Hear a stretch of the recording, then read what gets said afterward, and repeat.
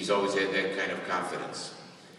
All the cliches, he worked hard, he had a goal, and he worked hard to achieve that goal. Those don't matter. I have a personal observation. The reason he was successful is his entire musical career, he surrounded himself with bright, talented, good-looking Italians. Happen to notice?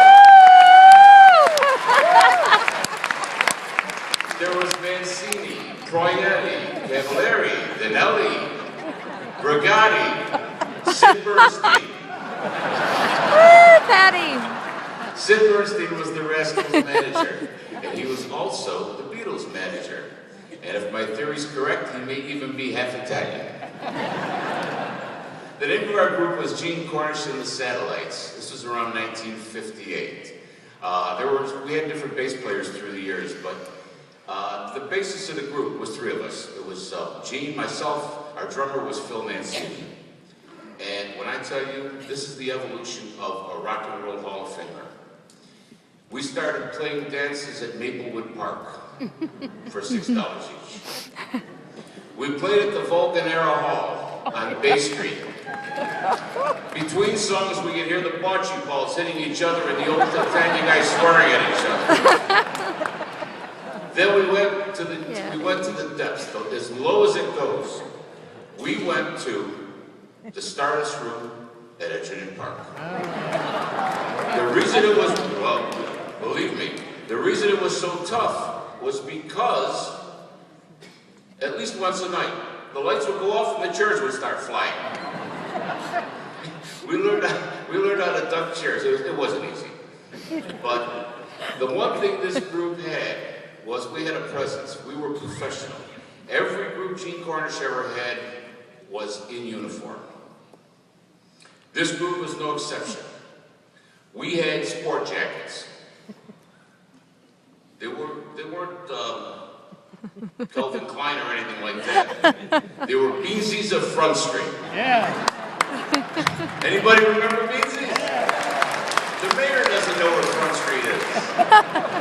Maggie wasn't even born yet. The plan was we would go to Beansies. Gene always wore either white or black. We wore whatever color Beansy had three of.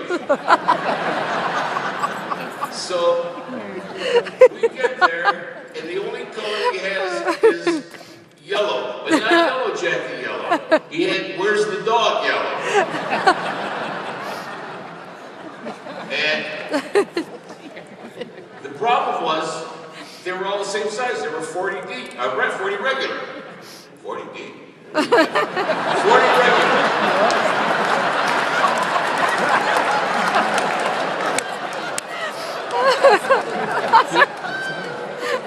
Okay. How did she sign Beansy? I've been wondering how she's going to do that all night. Oh, God. Patty, come on. All right, Beansy takes the yellow jacket off the rack. And he's going to put the first one on Phil Mancini. Now, Phil Mancini was 6'2".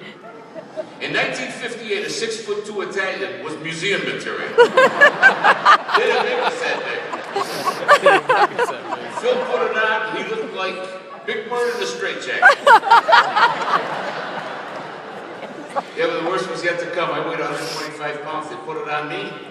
I looked like a crossing guard in a rainstorm. That was the first of many, many outfits that Gene Cornish and the Satellites had.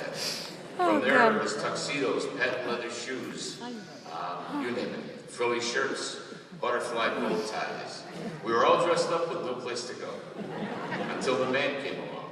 The man was a gentleman by the name of Bud Paxton. Bud Paxton owned radio station WACK in Newark, and he took a liking to us. He liked Gene especially. His assistant was someone most of you know, Ron DeFrance.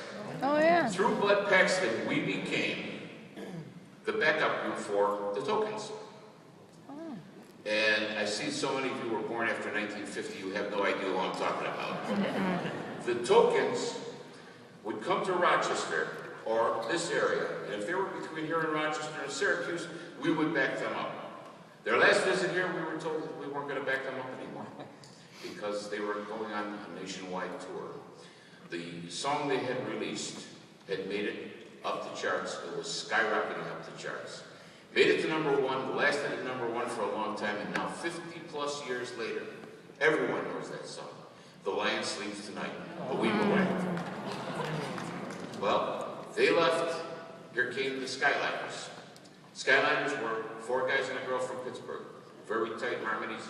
When we started with them, their hit, I believe, was #1, Pennies from Heaven.